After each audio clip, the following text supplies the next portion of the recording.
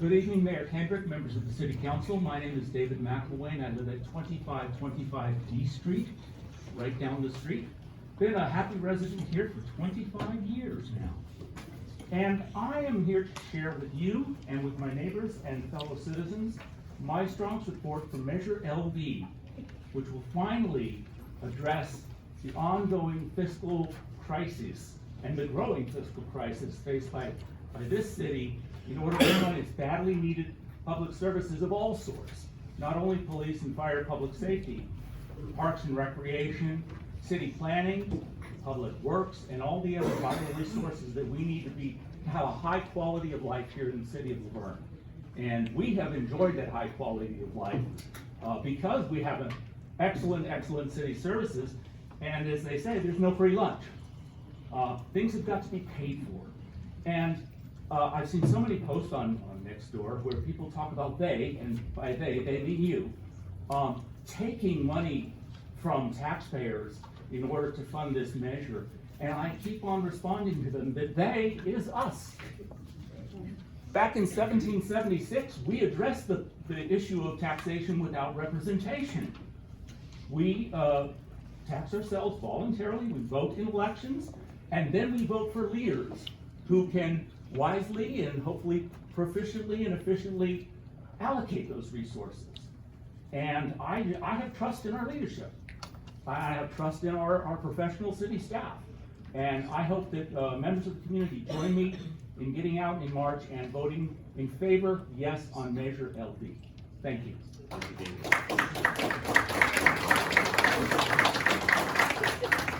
Actually, you can start voting 11 days before March 3rd, whatever date that is, with the election opening 11 days before, so it's February something. February 22nd. February 22nd for our city clerk, who's in charge of our election. Okay, now we'll go to Krista Chatmack. Krista.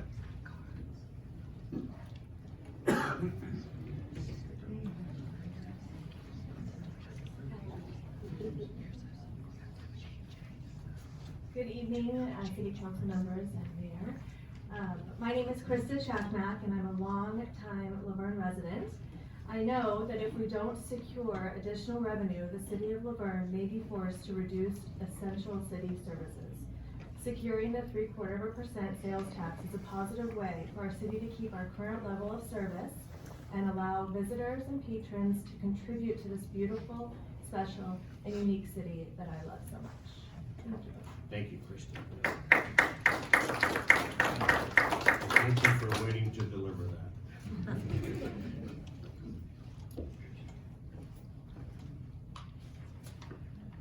Bruce Becker.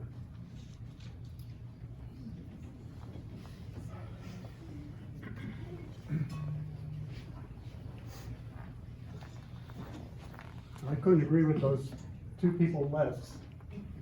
I think they're way off base.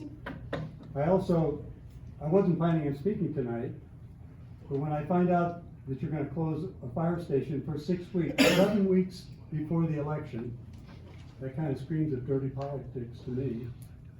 It kind of says to me that most of the people up here have already made up their mind. So I'm very opposed to the sales tax.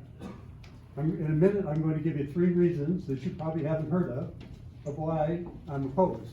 But before I give those 3 reasons, I want to say that, first of all, my name is Bruce Becker. I'm a 42-year resident of Laverne.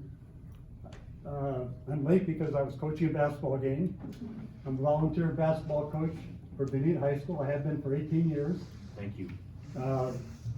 I'm past president of Verne Lasers. I was on the Youth Sports Council. Okay, so I also am the guy that most of you see running every morning. I've been running for 42 years. I've run over 60,000 miles in Laverne. So a lot of you know me from then. Most of you don't know me because I'm wearing a hat, you know. So I've been in every street in Laverne except for the streets on north of Wheeler. Okay? So, most of the citizens of Laverne that I've talked to feel that the retirement benefits are not a part of public safety. And for some reason, you guys and a lot of people want to say that retirement benefits are part of public safety. Retirement benefits are a separate liability item on a balance sheet. They have nothing to do with public safety. Once you're retired, you're retired. It's not a part of public safety, and you can't lump in trying to sell a sales tax by saying it's a part of public safety. So I'm way opposed to that. Also, I'll tell you just by the way that last month I talked to 50 people coming out of bonds and Stater Brothers, and I asked them to name me 2 policemen. 0. Only 3 out of 50 could even name me 1. So I don't think there's this close relationship with the police department that everybody seems to think there is. But, okay. Before I get to my 3 reasons, I have one more thing. How are you going to sell the sales tax to the people in the mobile home park? There's $3.1 million that you want. Probably 100,000 of that is income that you're taking away from the mobile home residents. They're now going to have less money for food and medicine because you're imposing an additional tax on them. You're taking away their income. And yet, so I don't want people to say, well, I'm for rent control in the mobile home parks, but hey, let's pass a sales tax. That's spendable income that you're taking away from them. Okay? All right.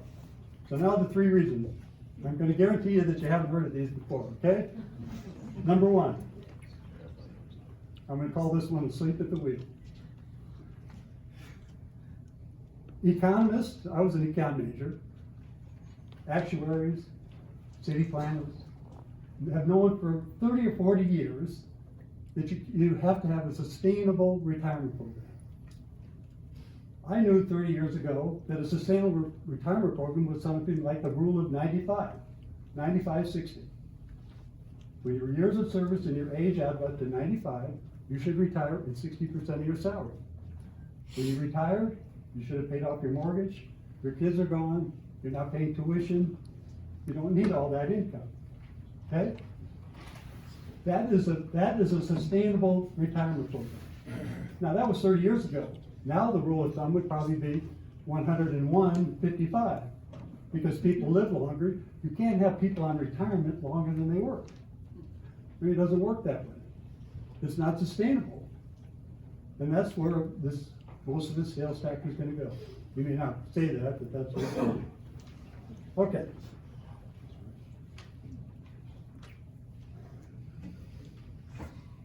Okay. Just along that line too. 500 policemen are public servants, right? There are public servants. As public servants, they should not have a retirement program that is better than what most of the people in Laverne have. They shouldn't. They should have a retirement program, a city retirement program should mirror what the retirement people in this city have. Okay? You can't have a retirement program that's not sustainable. Okay, that's one. All right? I hope you agree a little bit about what I'm saying. Okay, number 2. Number 2, my grandfather owned a clothing store in San Diego a long, long time ago. The sales tax was 3 or 3.5%. Okay? So what has happened is every 10 years, the sales tax is being increased by 1%. Okay?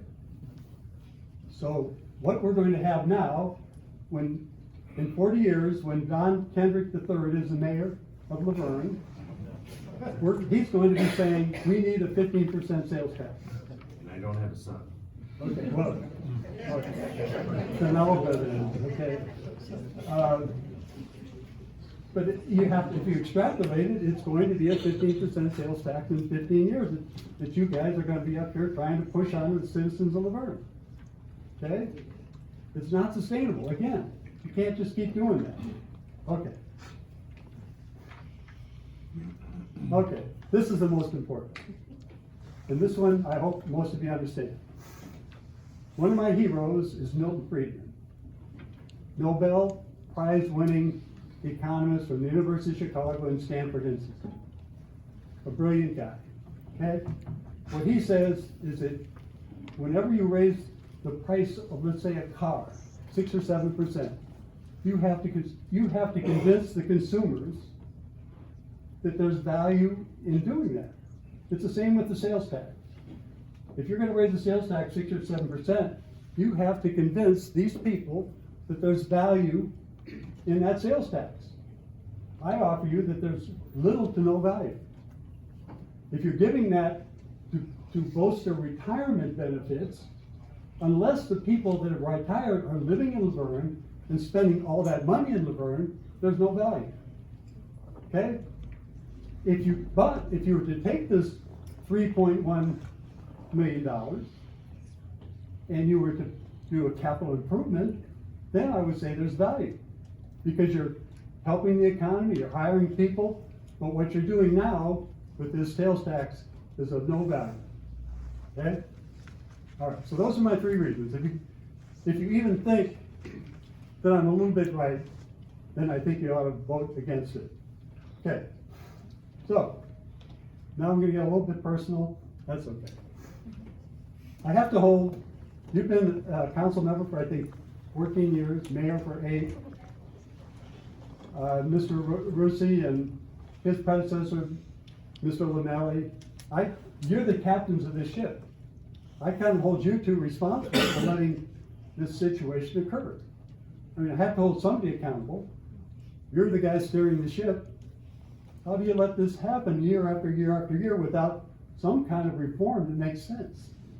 It doesn't make any sense to me. Okay? So, I know my questions are rhetorical, but I probably will go to one of Mayor Kendrick's public forums. I'll ask him these same questions, not rhetorically. I'll ask him to answer, but I will tell you that Mr. Kendrick's a pretty smart guy, but I'm a pretty smart guy myself. This room is full of pretty smart people, okay? And I think I'll be able to rebut anything that he says. So I hope he probably ought to ignore me if I show up at his meeting, okay? We'll have a wonderful conversation. Okay. All right, so I'm done. That's why I'm against it.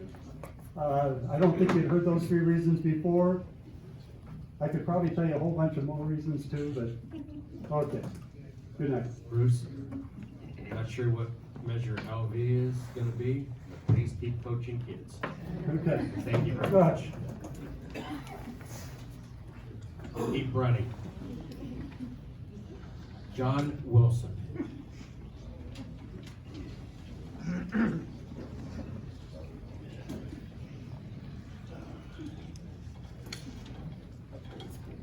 Good evening, Mr. Mayor, council members, and fellow residents of Laverne. My name is John Wilson. I live on Brant Street, which I don't know if I've ever seen this gentleman run on, because we're in Baja, Laverne. We're kind of, everybody's forgotten about it. And I'm here tonight to talk about actually something that is occurring in the city of Pomona. It is the cannabis overlay hearing that they held back in October, so I'm a little late getting here.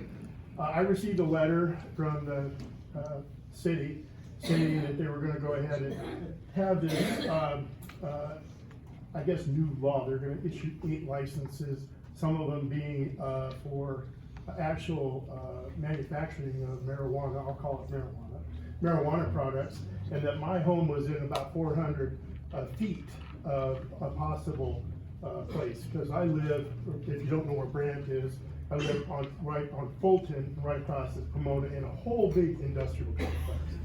So, people were walking around the neighborhood, trying to get a couple of us to go to this meeting, and I didn't think anything of it until I got this letter, of course. But the information that was going around the neighborhood was that our city council, our mayor, and our city manager were doing it. So before I went to this meeting, I happened to run into Bob at an event, and I asked him about it, and he kind of told me what had been going on, filled me in, and gave me some better information. And I did understand that things had been done from the city council, at least from the mayor and Bob's office. So I went in with a little bit more information. So when I showed up for the meeting, fortunately for me, sitting there, I was a little bit early, sitting there was the police chief of Pomona. So I went up and introduced myself, and I talked to him about this a little bit, because my opinion is we've lived in our home on that street on Brant for 25 years. and we've raised 5 kids there. Most of them have gone through Benita. We have some special needs kids that have gone to other schools. My wife's family's been in San Dimas for a lot longer than that, and they had kids go through Benita. So we have pretty heavy roots here. And having that home for that many years, that's our nest egg, okay? Also, our street's always been very safe.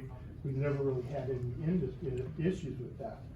My reason for going that night was to talk about the fact that if they were gonna put something like that next to our neighborhood, that it would cause a few issues. Number one would definitely be a safety issue. There could be other people coming through the neighborhood, possibly stealing, doing whatever.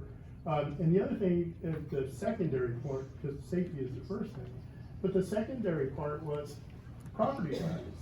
What's gonna happen to the investment that my wife and I have had in this property? That's our nest egg, that's our property. Laverne is the city. I mean, everybody that spoke here tonight talks about the reason why we live here in Laverne. We all know why we live here in Laverne. So when I got a chance to speak in front of the city council, I tasked them with, should this happen, I would think it would be up to the city of Pomona and the city of Laverne to get together and figure out a way that maybe they could help police our neighborhood a little bit better. And the police chief actually agreed with me prior to my comments. But I do want to thank you, Mr. Mayor and Bob. It was said in that meeting that the city of Laverne, the mayor, had written a letter and actually been in contact, and there's been a lot of talk going back and forth about how this was going to work with as being a good neighbor to each other. So my reason for being here tonight is to thank you for that. I don't know how aware everybody is of that, because I don't know how this affects everybody. But they did extend that night they extended from 400 feet to 600 feet. And I know you guys originally asked for 1,000 feet, so there was a little bit of a compromise. Also, I've been informed from the mayor that there may be some things coming up in November which may make all of this moot. Whether it does or not, I don't know. But I'm here tonight too to also task you guys with, should there be something going in close to our neighborhood, that you do get together with the city of Pomona and come up with some way to protect us. The one thing about the people that were talking about actually putting a retail or something like that, and they were talking about all this security that they have and all of that. Unfortunately, I was the second one to speak before all these people. The one thing I never heard that night was, well, yeah, you can have security for your retail outlets, but where's the security gonna be for my neighborhood? They're not gonna provide that. So we're gonna have to depend on you. So I thank you for your time. Thank you, John.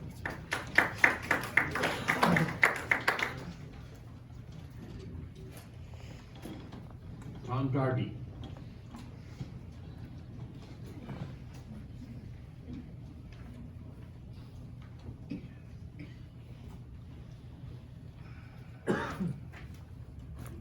Hope you're not staying overnight.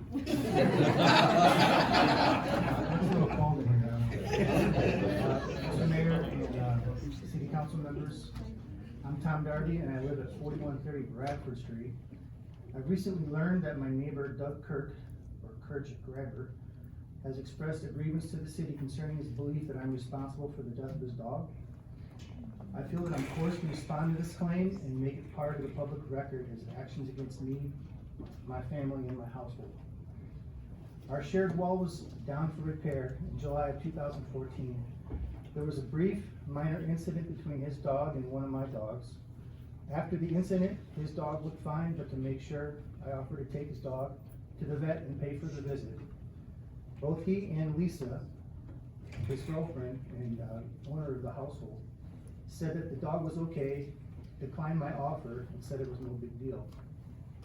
Approximately 2 years, 4 months later, his dog passed away. 8 months later from that, or 36 months after the original incident, at a neighbor's birthday party, Doug informed me that I was responsible for his dog's death. After his claim, Doug engaged me, our babysitters, friends, and neighbors on how I was responsible for the death of his dog. He gave our dog walker photos to give to me along with a message to tell Tom he owes me for a dog. He mentioned to a neighbor, the amount owed was $5,000. He spoke to me of how I could afford it. He threatened to call my employer to inform them of my bad character. He threatened to have the Inland Valley Humane Society come and take my dogs away. He mentioned a petition he had circulated with over 200 signatures throughout the neighborhood, backing his claim against me. When the existence of the petition was verified, minus the number of signatures, I sent Doug a cease and desist letter from my lawyer in hopes of getting this harassing behavior to stop. The letter in part asked him not to speak to us for any reason. The letter also asked Lisa to communicate for neighborly matters. Lisa was present during some of the conversation and is well aware of his actions. The request did not deter Doug from his behavior. In fact, it is escalating. Our driveways are next to each other, and he has placed photos in his van window, photos and signs on the side of his house, in the windows of his house, and photos hanging from bushes as we walk past the sidewalk so to be clearly visible. There's a motorcycle helmet with goggles mounted on top of the ladder looking over the fence as if it's keeping an eye on us. A spotlight shining on the photos, signs, and helmet keeps them visible throughout the night. Sometimes he guns engines in his backyard, day or night, causing exhaust to fill our backyard. The spotlight that covers his backyard shines in our bedroom window on May nights. He has kept his radio on in the backyard loudly late at night, and he has spoken to me as I walk past his property about his claim. He has spoken to my wife when she is alone with the kids in the stroller about how we better replace his dog. These actions have caused my wife to be afraid of him. She now crosses the street to pass his property if she sees him. We feel constantly harassed by his actions. Doug has come to the city to ask for mediation. Learning of this request to the city and what I deem as false and misleading information is what, in part, brings me here tonight. I welcome the opportunity to mediate with Doug and Lisa. Any action that can help mitigate this situation is appreciated. And thank you for your time.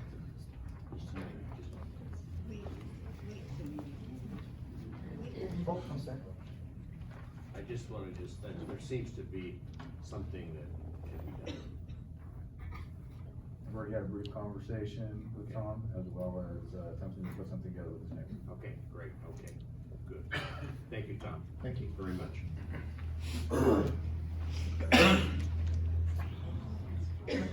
Elaine Garcia?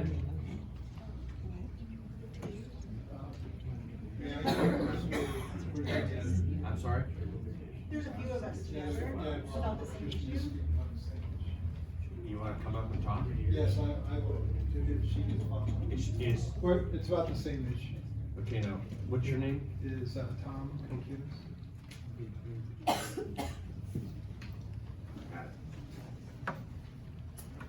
Hi, I'm Tom Cokinis. I live on 6497 Country Club Drive.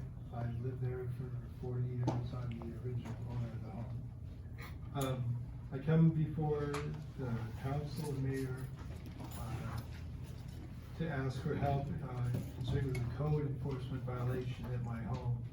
I sent flyers out to each of you, both by email and sent by Elaine and my wife, brought to the city council on the 6th.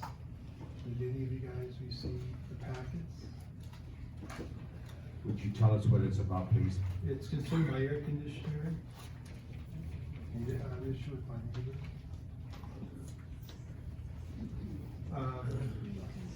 Back in August, I and at least 3 of our neighbors received a letter from the police department that a complaint had been lodged against the location of the air conditioning unit at the site of our house. This unit has been in place for 20 years. My neighbors for 16 years. My other neighbor for 15 years and 8 years respectively. In fact, they cannot be seen from the street, the rear of the property, or from Google Earth. I am a 40-year resident of the city of Laverne, digital homeowner of this tract, and adjacent to the 18th fairway of the Sierra Laverne Golf Course. My neighbors have lived in Laverne for 50 years and 9 years respectively. In fact, Mayor Kendrick sold my neighbor across the street his home with the air conditioner located in the exact same spot in his yard on the side yard. The code section 18-10-120 setbacks Eric Scherer is attempting to apply in this situation is simply incorrect. The code does not specifically apply to mechanical equipment such as air conditioner units located at the side of the house. The air conditioner units in question meet or exceed all requirements for access, light, air, and ventilation as they now stand, and are entirely consistent with current code. The code applies to architectural projections or an architectural element, neither of which an air conditioner is. Furthermore, Eric Scherer's behavior has been abusive, illegitimate, and immoral. We secured a meeting with Mr. Scherer on September 10th, the three homeowners as well as myself, and he was hostile, antagonistic, and abusive. So much for working with us. He had an agenda for the meeting, namely to intimidate and threaten us.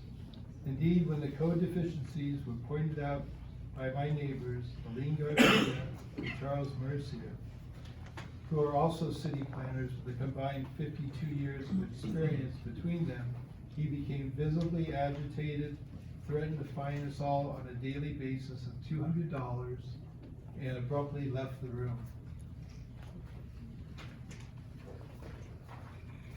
I would request that this letter would also serve as a formal complaint against Eric Scherer, whose behavior was outrageous and unprofessional.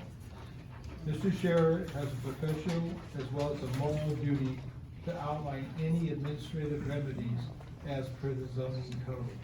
But his attitude and actions have shown he is clearly incapable of doing so. When we made further inquiries about an administrative hearing, he was unaware of how this might even operate or who a hearing officer even was. We were told that we would have to look it up ourselves. Indeed, the harassment has been ongoing with Candace Bocock, Eric Scherer, and Jim Crook, calling my wife and me at my hospital at least 20 times. The constant stress due to this ongoing harassment has adversely affected the health of my wife and myself. My neighbors who also received letters are all appalled at the events that have unfolded. On December 23rd, a uniformed Verne police officer was sent to give me yet another citation after I had filed an appeal per the city code. On December 13th, I filed an appeal at the police department, which was then abruptly lost. After 2 citations, now it's up to $1,000 for my air conditioner location, which has been there for 20 years. I'm again being threatened with more fines. This is clear mismanagement and even abuse of city resources and taxpayer money. This could have, in the true spirit of working with us as good neighbors and longtime residents, been so easily resolved with a simple and quick code addendum, adding a definition of mechanical equipment or architectural projections or elements as other cities have done. However, this is not the route that Eric Scherer has chosen. Instead, he wastes city resources to act on behalf of completely baseless complaints originating from an absentee landlord who does not even live in the neighborhood. I've been given various stories from city staff about what this landlord has intended, none of which have turned out to be true. Building a wall, not building a wall, that the location of the air conditioning unit is limiting the use of their property. When the police officer came out last, he said that my air conditioner was actually on my neighbor's property. Well, that wooden fence that's been there for 40 years, that same wooden fence is actually by 1.5 feet on my property. This is simply not true. A recent property survey reveals the side property line fence to be wholly on my property. Location of the side fence is not indicative of the legitimate property line. Therefore, this situation is now a civil matter between 2 homeowners not the business of the city. Indeed, Eric Scherer, with his illegitimate and questionable interpretation of the city code, threw a hand grenade into our neighborhood and upset many of our wonderful neighbors. Mr. Scherer, this is how we've always done it explanation is simply not valid, which caused me to seek clarification from a land use attorney. And you should have a copy of the land use attorney that defines about the air conditioner. Here is what I'm requesting the city council to act upon. To direct staff to cease fining me for an illegitimate interpretation of the zoning code. To direct the staff to appropriately amend the existing code and allow for the issuance of a building permit for the current air conditioning location. I thank you so much for your attention to this matter. Some of you here on the council I've talked to by phone or personally or both. And I'd like to try to really work this out. I have left my phone number with the people who are renting the home next to me for the lady who owns it, who just moved in. She inherited the home approximately a year ago. I have no idea what her intentions are with doing this. The air conditioner's been there 20 years. My neighbors have their air conditioners in the same spot, and I keep getting these citations. And that's where we're at. Thank you.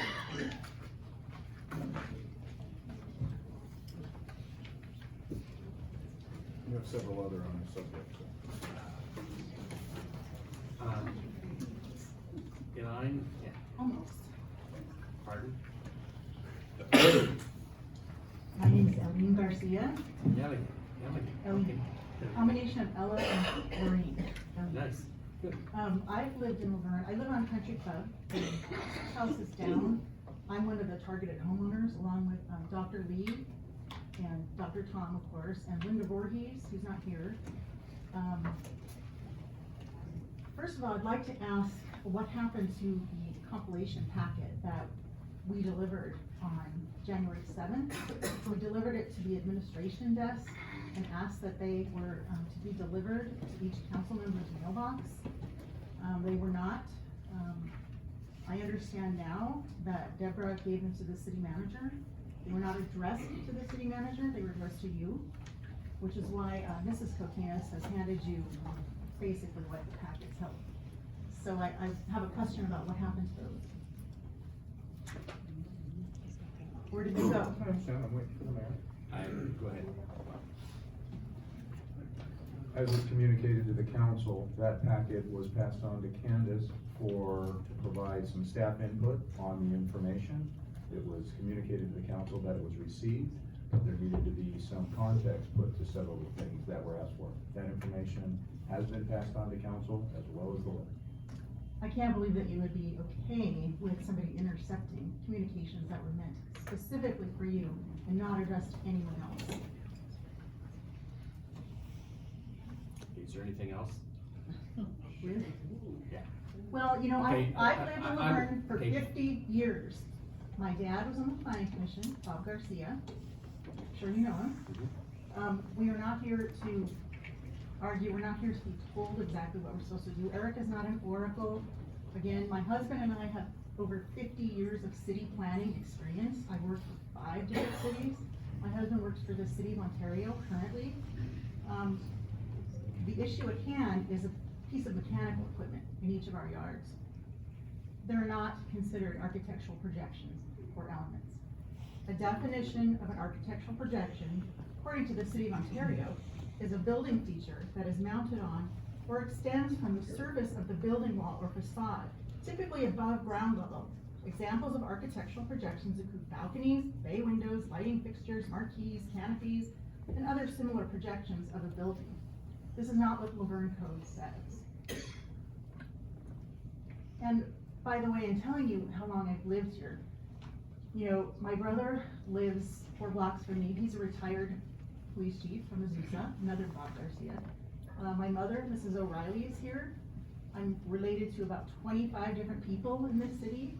The Andersons, the Garcias, the Merciers, the Griffiths, the Van Vliets, We are not people that flout laws. In fact, we are people that you would be lucky to have as neighbors. My dad was also a member of the volunteer fire department, starting in 1972.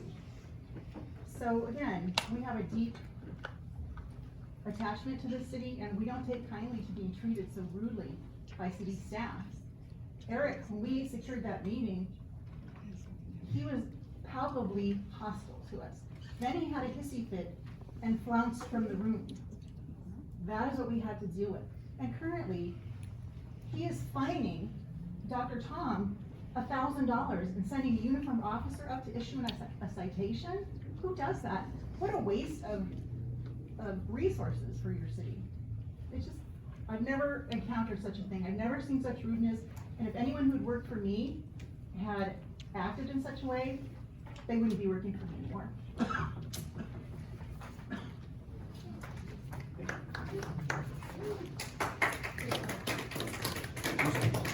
I'd like to clarify, good comment time. The Brown, Act disallows the city council from dialogue with you. So it's not that we don't want to, we're just prohibited from. And I'm sorry that's the way the law works, but that's the way the law works, and I apologize. And by the way, you had a great day. So, Bob's a good guy. We will try and get to the bottom of this. We've been trying our hardest. Okay.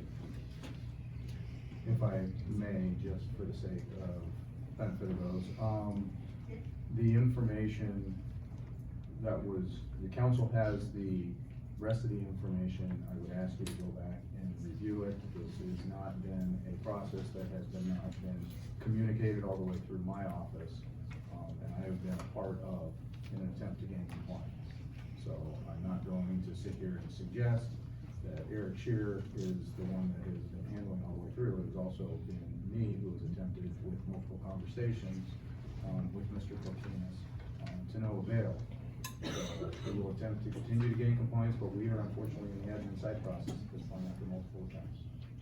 But please review the information. If council has any questions, please let me know.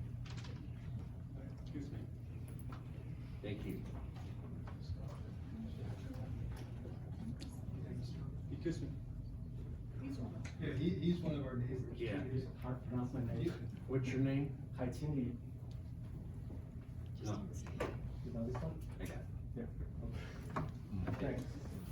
Thanks. I'm living in the country club, 6198, and one of the neighbor got the same citation. And in fact, fill our blue card? I think we put on the same one. The same It's okay, go ahead, sir. Sorry about that.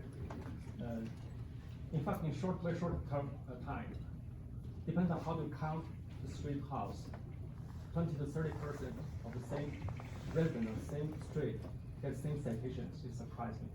I don't know what consideration is there. Second, do we have a law here to regulate this part? It's clearly we have it.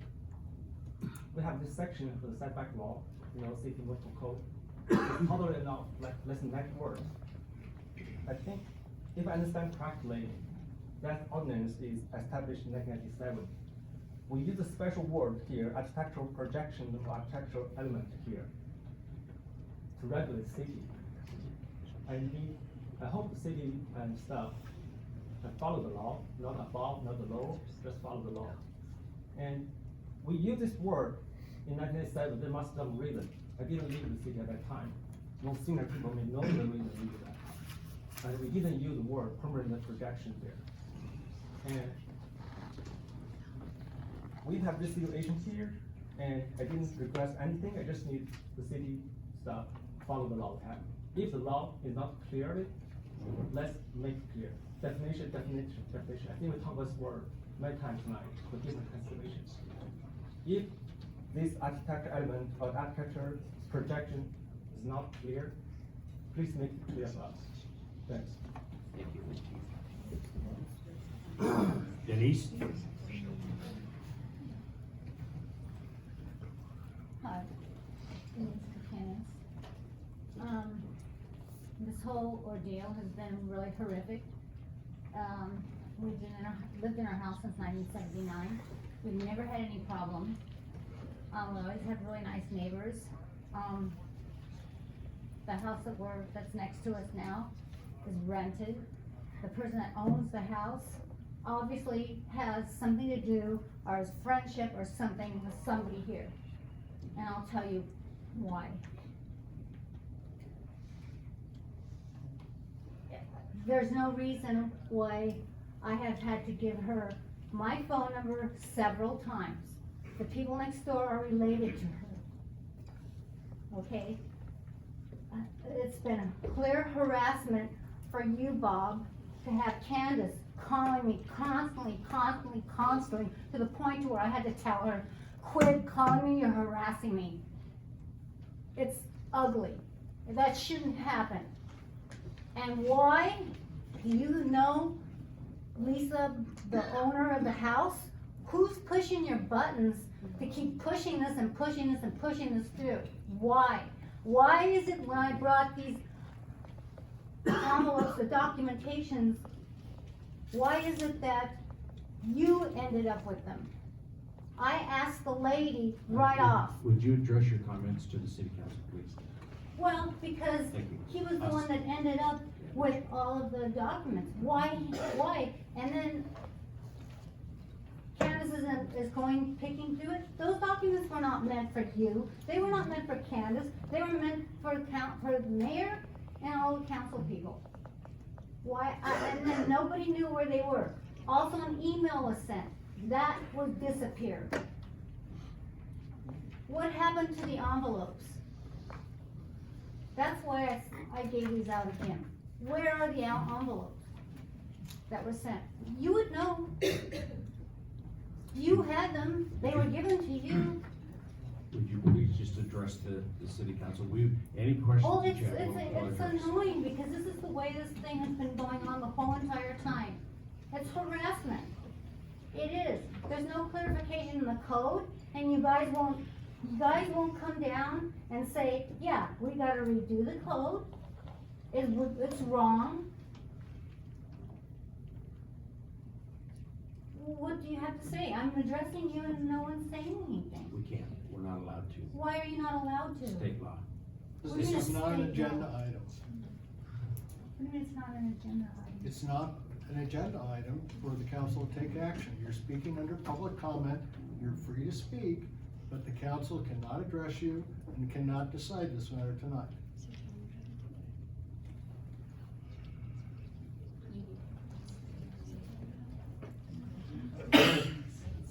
Put it on the agenda. Well, there is an appeal. Obviously, there's enough heat to put it on the agenda. There's an appeal process for the administrative citations, and you can avail yourself of that. Yeah, I did, and they lost. No more.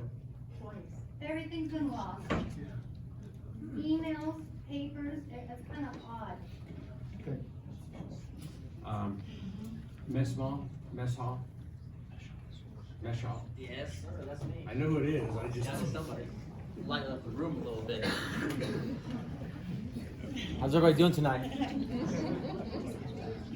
Good evening, City Councilor, everybody. I want to introduce myself to this amazing city. My name is Michelle Cash and Falgita. I am running for U.S. House 32nd District Congress.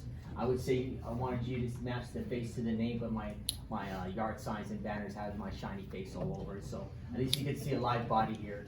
And I just wanted to tell you something about myself. I started in this city. I was a police cadet in 1994, and I take great passion about that. I love being in law enforcement for over 20 years, and I've seen some great things in this city. I love our firefighters. I love our law enforcement officers, our first responders in the city. And I would like you to please always consider promises made as promises kept. I understand somebody else earlier said that we talk about their retirement. First responders don't get paid for what it's going to happen. It's when it's going to happen. We have to take care of our firefighters. We have to take care of our law enforcement officers, and we have to take care of our citizens. Our amazing citizens that are sitting here today with all their issues. And I go to each city council and I hear all about the different issues in the cities, and they're generally all the same. They're passionate about issues. They're passionate issues about 5G, passionate issues about their firefighters, law enforcement officers, community events that happen. So I just encourage the city to continue that dialogue with the citizens And of course, I want to introduce myself against everybody that's watching live. I probably lost about 5 pounds. They say I gained 10 pounds on the TV. I've been working out, but I just want to introduce myself to you guys. I just try to get everybody to laugh. Everybody's so tense in here. I came in here, felt like somebody said there was a dinosaur in the room. I think she was right. But I think everyone's just so passionate, and that's okay. That's what our veterans serve for. That's what we fought for. I'm still in the military. I'm a major in the U.S. Army. I'm stationed in Los Alamitos, promoted to Lieutenant Colonel hopefully sometime soon, depending on how Congress hurries up and starts promoting some folks. But this is me, and I will appreciate if I'll be around if anybody has any comments, if the council has any comments. At least now you can see the actual person who's being run. Hopefully we represent this city and 13 other amazing cities in this district. Thank you, Cash. God bless you all. And thank you for your service. Thank you. Stay strong. Stay Army strong. You're in the Navy, you're better.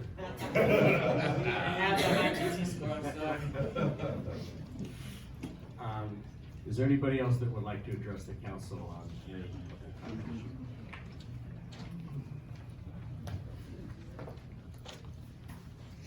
issue?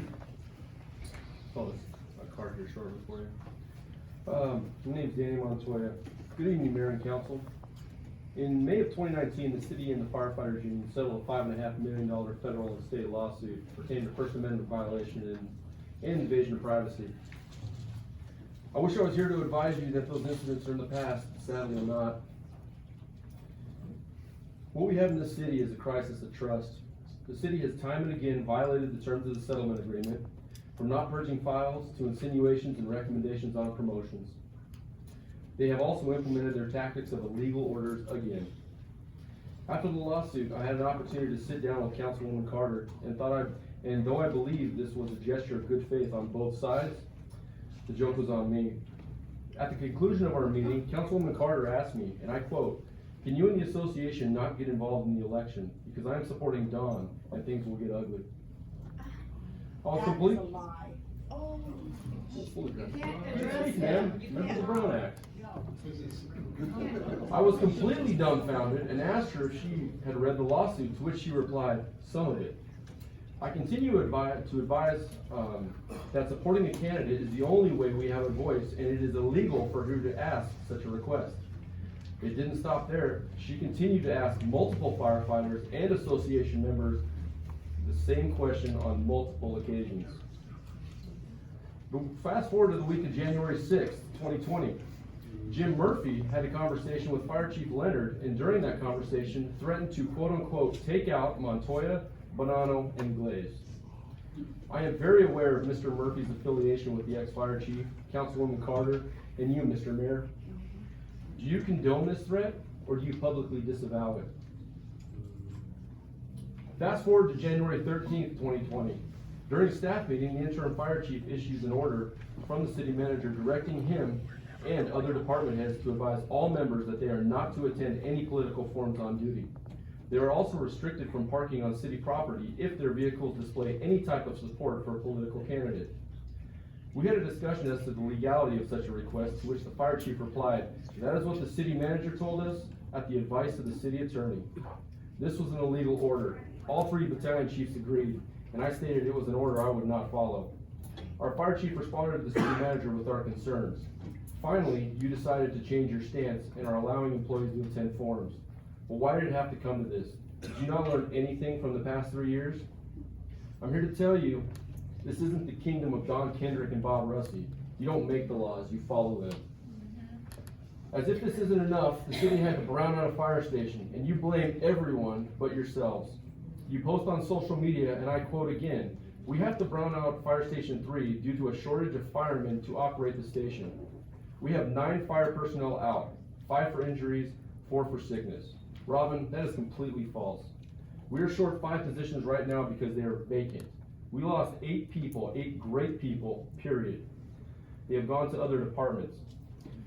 And we have 4 on injury, 2 firefighters and 2 engineers, with the 5 shortages totaling 9.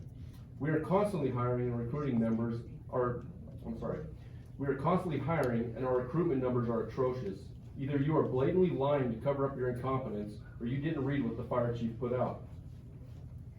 The truth is the truth. We cannot attract new people, nor retain people because of the environment you have created and the lack of comparable pay and benefits.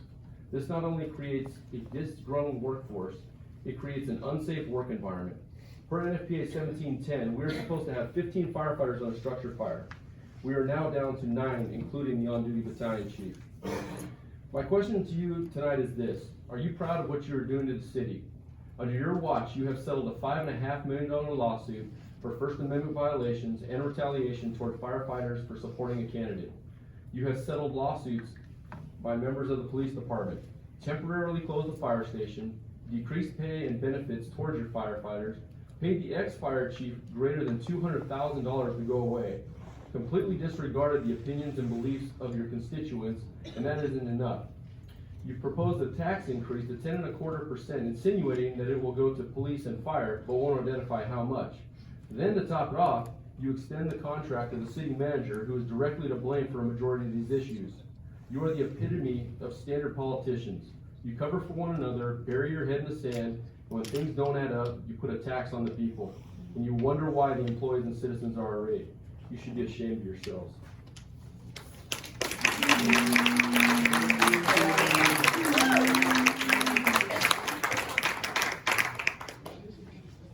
Anybody else who would like to address, wait, just a minute. Okay. Sure. I think we've all heard of deflection, and I think we just heard deflection up here just a few minutes ago. I'd like to compliment the chief on what, for the first time in a long time, we heard an honest, forthright, professional conduct by one of our firefighters coming up here. We didn't hear about guys getting up here and bad-mouthing, assassinating the character, the integrity, and professionalism of a fellow firefighter, which, if they read the Bill of Rights for the firefighters, which was put into law in 2008, which is an exact copy of the police officer's Bill of Rights, they violated Chief Janikowski's Bill of Rights, under the firefighter's Bill of Rights. And not only did they just assassinate his character in that, he knew what the due process was. He could not respond to it. He stood there and he took it. And when a guy stands there and takes it, while people keep pounding on him and assassinating his character in public, that's bullying. And I'll tell you, I think it's time that we have a lot of firefighters here, nearly all of them. They go to the job and they're professional. They've been to my house. They take care of my wife. They took her to the hospital. But professionalism is not something you take off, put on a hanger at the end of your day, your tour of duty. It's something about not only what you do, it's how you do it, but it's also who you are. It's a core value in it. And it upsets me when a professional public safety officer gets up and it's all about him. It's all about him. Everybody else is to blame. Why are we losing these? Why did we lose 5 firefighters in 2019? Do we have a hostile working environment? I think we just had an indication we might. Thank you.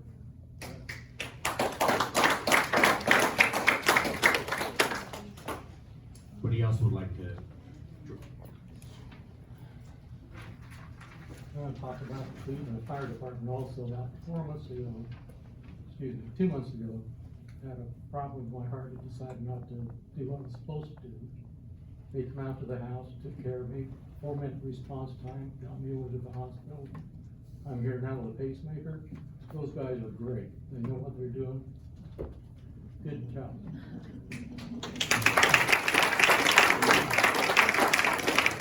And then one more thing on taxes. If you want to save a lot of money on taxes, vote Governor Newsom out of business.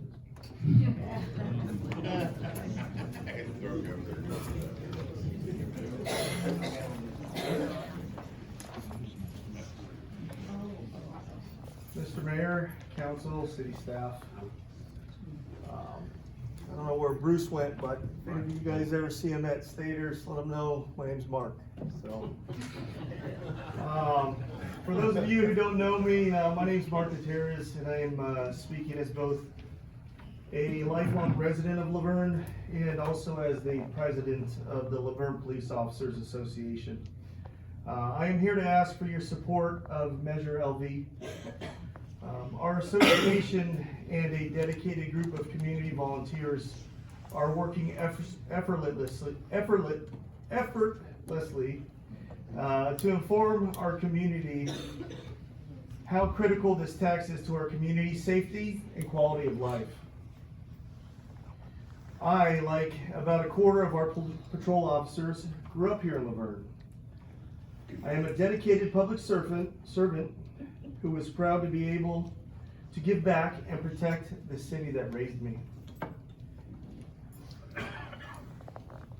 Our department has fewer officers than when I was hired 16 years ago. With recent changes in state law, we are now fighting harder than ever to protect our citizens from an increasing threat with fewer resources. We have made concessions in our compensation and contracts in an effort to work within the means of the city. The city has asked us to do our part, and we have. We are now asking the citizens to do their part. I ask you to stand in solidarity with your police officers and vote yes on Measure LV.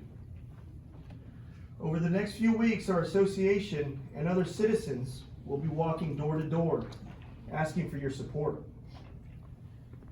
We will be there to answer any questions or concerns you may have. If you see us, please stop and say hi. Also, if you'd like to join us or donate to our cause, you can go to our committee website at www.securelaverne.com. I do realize there are many passionate issues to be debated within our city, to include the future of our elected officials. However, one thing everyone standing in front of me here agrees on is voting yes on LV. Robin, Charlie, Muir, Don, Tim, we appreciate your support in voting yes on LV. Thank you for supporting the measure, and thank you for your time.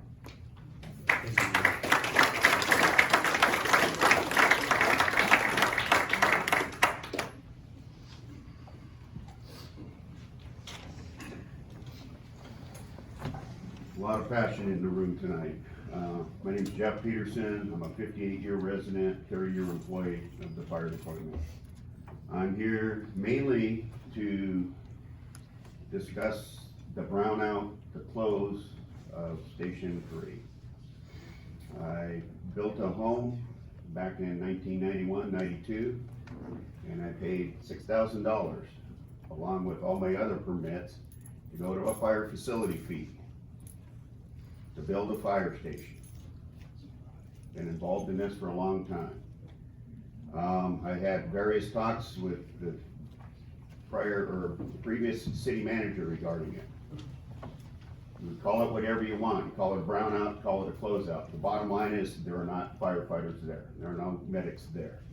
So we can euphemize the name a little bit, but there are no medics there, okay? Should we have firefighters there? We used to argue that. We lost that argument. Our firefighters were passionate about trying to get firefighters up there. We needed more firefighters to meet NFPA. That did not happen. We lost that battle. We got 2 paramedics up there. They didn't hire 2 additional at the time. They took them from Station 2. A reapportionment, if you will. Okay? As I worked, I was involved in many of these issues. They weren't just about salary and retirement and benefits for firefighters. They were about issues that made us safer and a better department. Emergency medical dispatchers. We tried for that for a long time, 20, 30 years. It was always there. We tried to get staffing for our truck.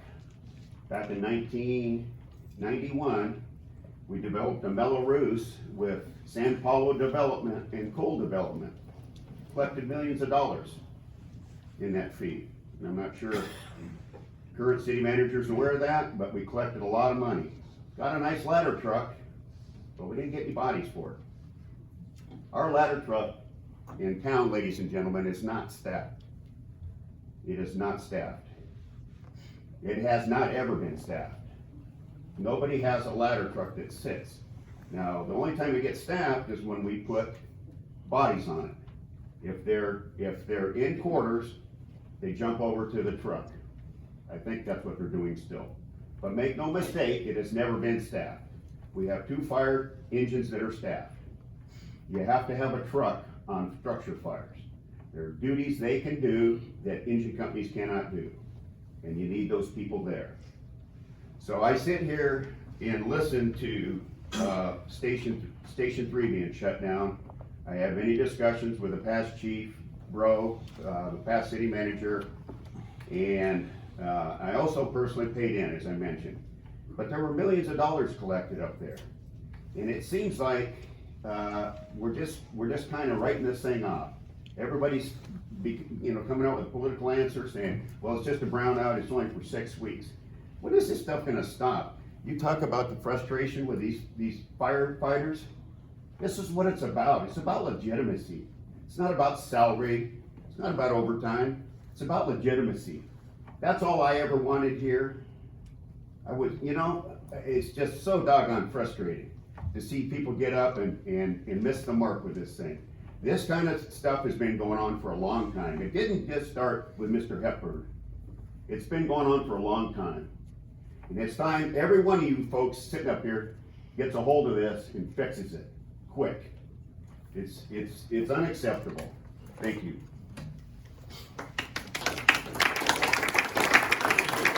Is there anybody else who would like to speak under public comment? Yes, sir.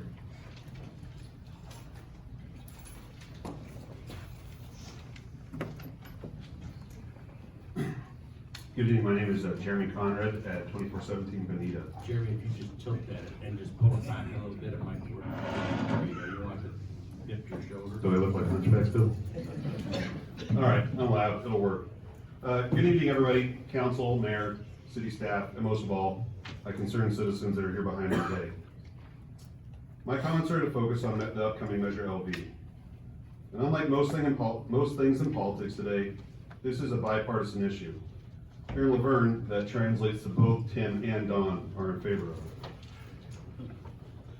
For my conservative friends in the room, the simplest argument in favor of this is that it's focusing on keeping our tax dollars under local control. The measure creates a Citizens Oversight Commission. I see much concern of the way this will be spent, and if you're concerned and you have a background in finance or accounting, there'll be an opportunity, just like the Planning Commission, for you to apply for this position and express those concerns in those directions. For myself, I got involved because I'm a public employee. And I know the concessions have been made within this room by all the city employees, and especially public safety, I don't think are sustainable. I know they're not sustainable. Clearly, if we're losing that many firefighters, this is unsustainable. Is it completely due to compensation? No. There's been a lot of things going on, and they've been misused and mistreated, and that's why I started coming to these meetings in the first place. But I see a lot of things online about what public employees get and how they're just looking out for a handout. They don't realize that all the city employees that aren't safety in town already work a reduced 36-hour work week.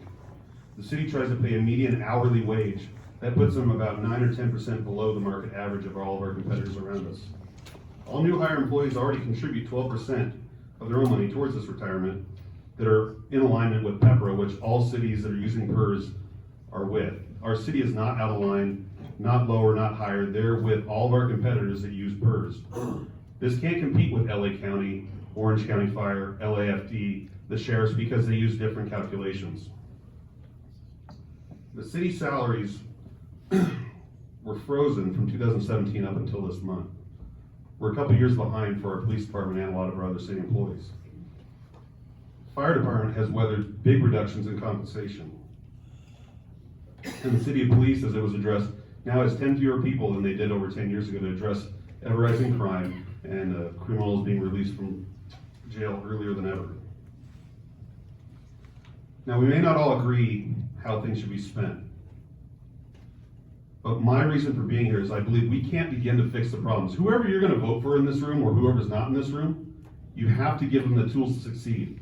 I was going to run for council, but I realized no one was taking this up. And the last thing I wanted to do was get elected as a public servant myself, holding the hatchet over my brothers and sisters that are looking up to this community. With that, stand with our police and our other city employees and myself and help us secure Laverne. Thank you.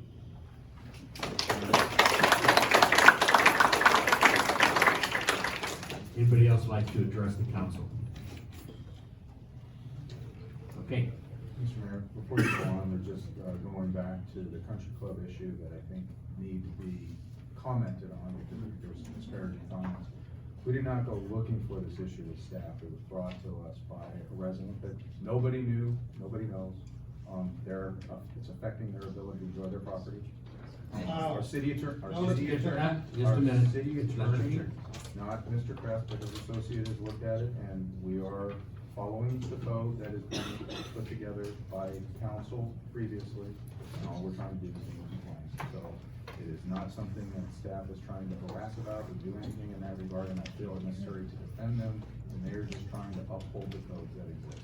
We will continue to try and gain compliance the easiest way possible, but we will continue to move forward. It's not compliant.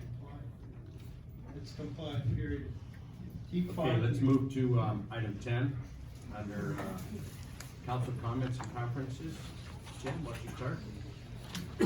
Well, first of all, thank you all for coming. I know that sometimes these issues are rather colorful, but I want to thank Dan Kesey and his staff for Esperanza, the pathway for Esperanza, and that we had a section by the nature park on Golden Hills that was just basically dirt. And one of the residents, Dan Sperling, had mentioned, hey, why can't we do this? And I mentioned it to Dan, and they talked. And lo and behold, a year later, we have a walkway that covers from the natural park all the way up to the new homes, and then beyond around Esperanza, where it curves to Esperanza, which protects people's lives, because it was basically walking in the street on a thoroughfare. So thank you, city staff. It's amazing. It's really great. Thank you.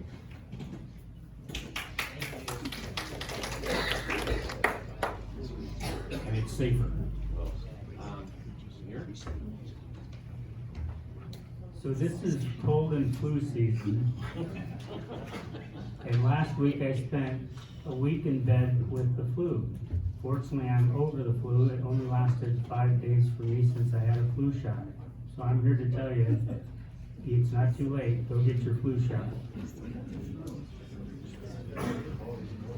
That's all the energy you have. Yep. Charlie. I don't have the energy for that. Tell it quick. Okay, you'd think I would learn, but this time I once again agreed to go to lunch with, the fire department. All of us and individually, after the lawsuit, agreed to meet with Mike Messina, the interim fire chief, and the head of the association, which is Andy Glaze. We had lunch. We talked about how can we move this city forward. We talked about that. We worked on it. At that time, I talked with Andy in front of those two gentlemen, and we talked about what can we do. And he told me there's going to be a pancake breakfast. We're doing a safety fair, and I said I'd love to be a part of it. So with that, and then shortly later, I saw Montoya downtown at one of our street fairs, and I asked him if we could, if he'd like to meet for lunch. And so some time went by, and then he called me and asked if we could meet. And I always let the city staff know what I'm doing because I'm going by myself, and I felt comfortable with that because I wanted to move the city forward.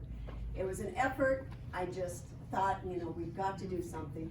And so I thought we had a good conversation about different things in the city, and we talked about, going county, what would that mean for our city? That was a big thing on his mind, he wanted to talk about.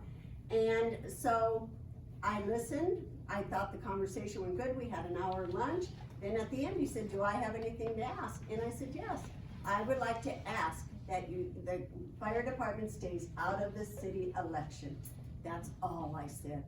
And so it was a conversation. I even asked that of Andy in front of the two gentlemen.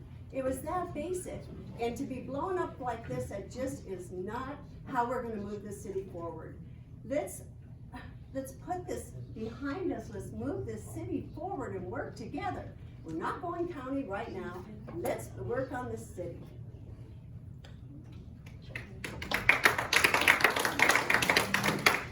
Thank you, Ron. I agree. And first of all, thank you, Chief, for your comments on, allowing us to learn exactly what's going on with our fire department, with the brownout, temporary closing of it and so forth. We need to get back to getting that station open, as you said, and we all know, and this is an issue for our residents, and that's the most important people up there. You know, when I ran a business, been in the business world since I was a little boy working for my parents. And when I got to the point that I started having a company that I was running with over 50 employees, I was responsible for hiring, for recruiting, hiring, training, maintaining a staff. And I think that responsibility is in every one of our departments. And I don't know why that we have such a recruitment problem with fire, where there's so many people out there that want to be firefighters.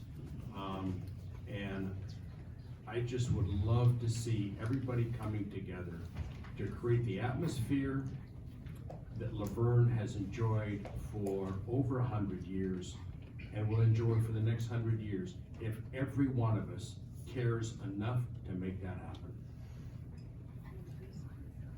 Okay, we will move to item 11. Yes, Mr. Mayor, I have a need for a closed session. It is under Government Code Section 54956, Act 9, subsection D1. The listed cases are there in conference with legal counsel and litigation. We will recess to closed session. We will adjourn out of closed session. Next meeting is